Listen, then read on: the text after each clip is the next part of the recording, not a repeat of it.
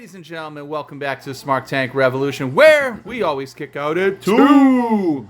We are your combined hosts today, Mr. This pay-per-view's been so for business, and I am joined by the benevolent, intelligent, the one with the objective point of view, Mr. Donnie Wonderful. We're live watching All In. Yes. From Wembley. We're not in Wembley. We're not in Wembley. We're in Massachusetts. No, I would be a little disappointed if I was in Wembley right now, to be honest. Well, this would have been your 5th hour of wrestling. So this would have been, hour 5. I don't know. So, excuse us, folks. We're kind of going off the grid. Well, off script here. When do we ever have one? But what is with all the orange tonight? There's so much, like, orange. I expected more Union Jack, like, Britain colors instead of... Everyone has been wearing some earth tone colors. It's very strange. But anyways, the reason we hopped on Mike is because the saving grace of the show thus far just occurred. And that was, of course, Salt of the Earth, American champion, your American hero and mine. Well, we'll get to that. MJF defending his American championship against Will Ospreay. The country... Spoiler alert. Yeah. He loses his championship to Will Ospreay. Yeah. And what we have to decide now, if this was the best match thus far. See, we knew, we specifically reserved this time to record and talk about this epic match that just transpired because we knew that Mercedes Moné and Britt was going to have to follow it. And Tony Khan, I just want to say this. It's very, very, very terrible what you do to these women. Yeah, like you this give is them the death spot. You really put them in the... You set them up to fail. I mean, Mariah and Toni Storm had a hot opener.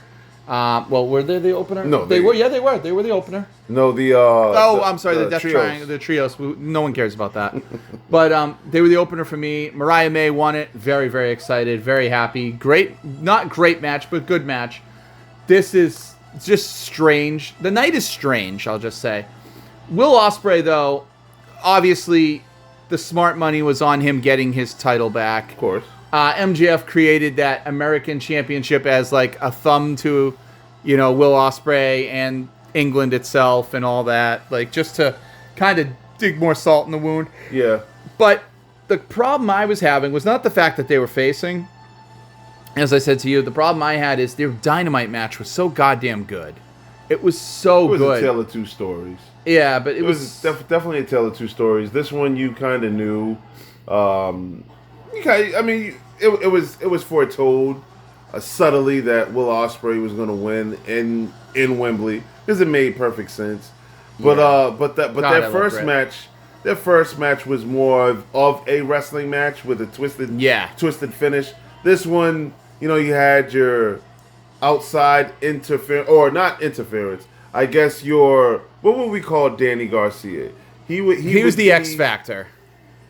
Something more than an X Factor. He was the death knell to MJF's American Championship reign. He was definitely the catalyst to propel Ospreay to regain the international championship, as it will be told again. I gotta tell you, we're watching Mercedes in the background. She definitely got the way better entrance than Britt Baker. Britt Baker got a Dynamite entrance. Like, not a Dynamite as in boom, but a Dynamite is in like a Wednesday night entrance. And Mercedes gets a Queen's calling here. Like, she just comes out. She came out horse and carriage. Yeah. She's got the long train, the big... she looks cool. But I got to say, who the fuck are you guys chanting CEO? Is anybody chanting CEO, or is that piped in? I'm not sure. We're not. We're really not sure. And you were it wasn't CEO at the time. Yeah. She just came out. And plus, she was at home. So she was at home, so it doesn't really count. Again, like, back to we get Ospreay sidetracked. MJF. Danny Garcia as the intercessor, you would say. Yeah. To kind of put an end to MJF versus Ospreay and let those two focus on each other. Are you excited about MJF and Danny Garcia? I'm not excited, but I will take it, like you said. Like, I think the way it pivoted to MJF and Ospreay, this would be like a downgrade now. That's the sad thing, because MJF and Ospreay's been great.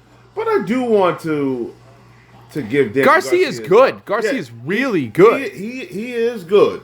But do you have I mean, this is great for Danny Garcia, who is, I know you hate to admit this, but who is the future of wrestling, sir. No, I don't mind that particular analogy. It's when you start using it for like Hook and you know, future. Using it for Hook and Nick Wayne, the future, and Wardlow. Wardlow, please get him to Connecticut. Like God, listen, Hunter, Wardlow.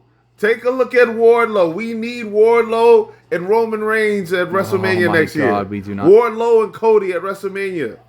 When you use those names in the same sentence as what you just said, it gives a really big turn in my stomach. Where is Wardlow? But like, go figure that, you know, never mind, getting distracted in the background.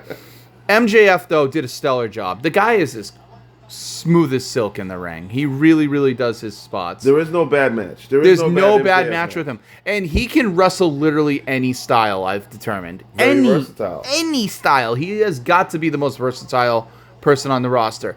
Now, he's cut from that Bret Hart tree. Yeah, you were saying that earlier, and I'm going to agree with you on mic, even though off mic I was sticking my finger in my mouth.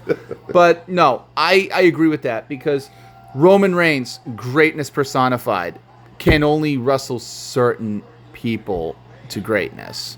Like, you can't put him with a Danny Garcia and be like, oh, Roman's going to create a 5-star match. He doesn't. I don't know if he has that. Does Roman have really? Does he have? How many 5-star matches in his catalog are there? I personally think you could think off the top of my head, Cody and him at WrestleMania 41. Or is it WrestleMania 40? I'm sorry, WrestleMania 40. Is it 40 or 41? No, it's 40. WrestleMania 40. I thought you meant the one the year before in LA. No, I meant this one at 40. I mean Logan Paul versus Roman. I put up there.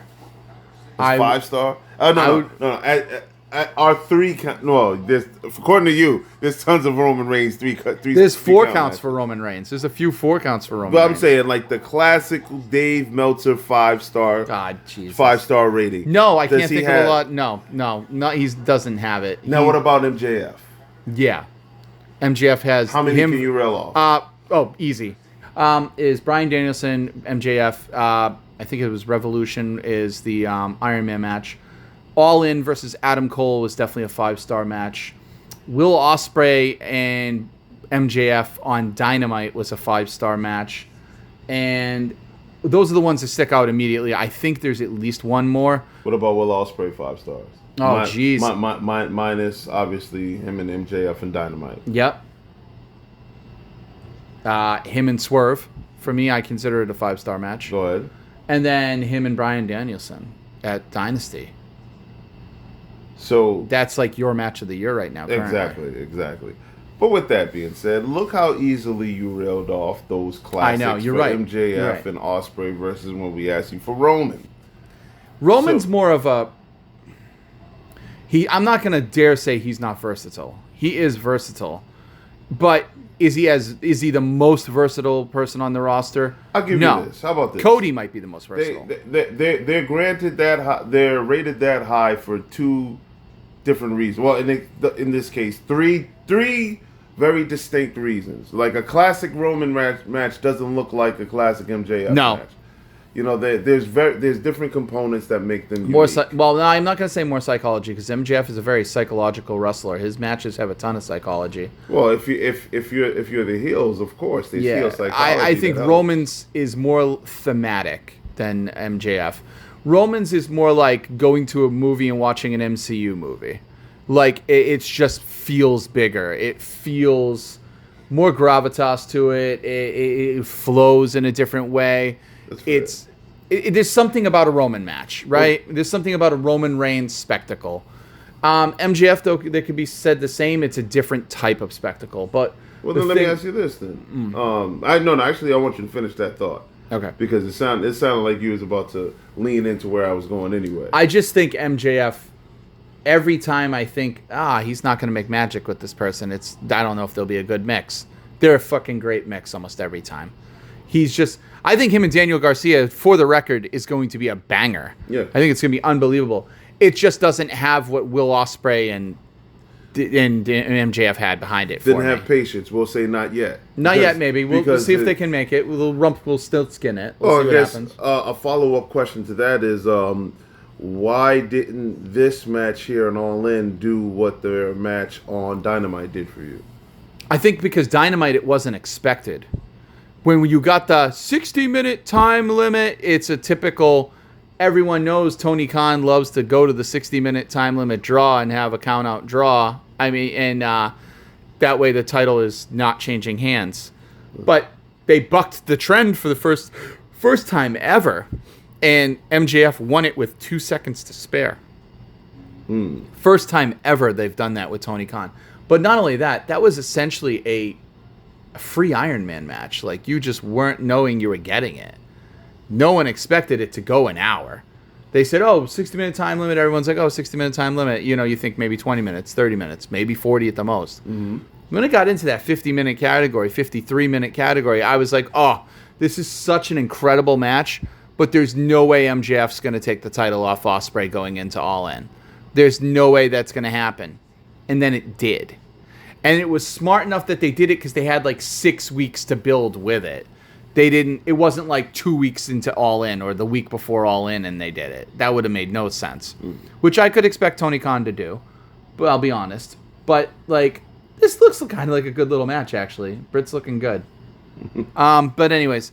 We're multitasking. Yeah, here, MJF and Ospreay is definitely the match of the night, unless... the night's not over. No, unless Danielson and Swerve prove us wrong, which I'm hoping. And on here, for posterity to be recorded for everybody, I want Bryan Danielson to go out with his flowers and holding the AEW Championship up high, just like I want DMD to take this belt right freaking now. As she attempts the lockjaw. She's about to do the lockjaw. I don't know if she's going to get it, though. There's been a lot of changes tonight. So, son of a bitch. But anyways, to finish our thoughts, what did you think of MJF and Ospreay? Was it underwhelming, overachieving, or just, it was serviceable? Out of those three options, I'd give it, I'll add an adjective there and say it was greatly serviceable. I don't believe it was better. So you just threw another adjective in front of one of my existing adjectives? Exactly, because it has to do with justice. Yeah. Like serviceable is such a mediocre type of word. Gotcha. But this was beyond mediocre. It was Donald Trump serviceable. It was greatly serviceable. But okay, that's fine. No. Mercedes, what are you doing? You put on the glove. You're not Michael Jackson. You're going to eat this. Eat it. Eat it. Oh, that's what I'm talking about. Damn. This is exactly what I'm talking about. What the hell was that? Was she tooting her up? No. She was putting the cigarette butt out. Oh, vertebreaker. Okay. Anyways, to close up our thoughts, we will be back with Bryan Danielson and Swerve Aftermath at some point, maybe tomorrow, or even tonight. Depends on how it goes down. If Tony Khan's kind and it goes through in the next hour or so, you'll get us very, very soon. If not, you might have to have a little bit of a wait, ladies and gentlemen. But compared to it's what I expected. I didn't expect them to top the classic they had at Dynamite. I just think MJF is so professional. He's so well done. He knows how to get heat on his opponent and himself, and knows what to do, what's best for business. And I honestly think he would be a great addition to the WWE roster someday. I really do, because he's just so professional. And there's only so much heights he can climb in AEW as far as I'm concerned. Well, and we'll see, though. Give him a decade. The bidding war of 2034. The bidding war of 2034 is going to be great. But, yeah, I don't have any final thoughts. Do you? Again, greatly serviceable. Looking forward to seeing how this Danny Garcia and MJF feud carries on. Ricochet also debuted tonight, so I'm looking forward to Ospreay versus Ricochet. Oh, God, that's a wet dream. The upside is incredible. I will be watching Wednesdays, partially Fridays, and occasionally on Saturday. I will be watching Wednesdays, trying to be more consistent with the Dynamite diatribes. I will never be watching on Fridays, ever. And in a blue moon, you will catch me on a Saturday when it's Saturday night's all right for fighting with me and Elton. So that's with that being said, cheerio, everybody. Cheerio.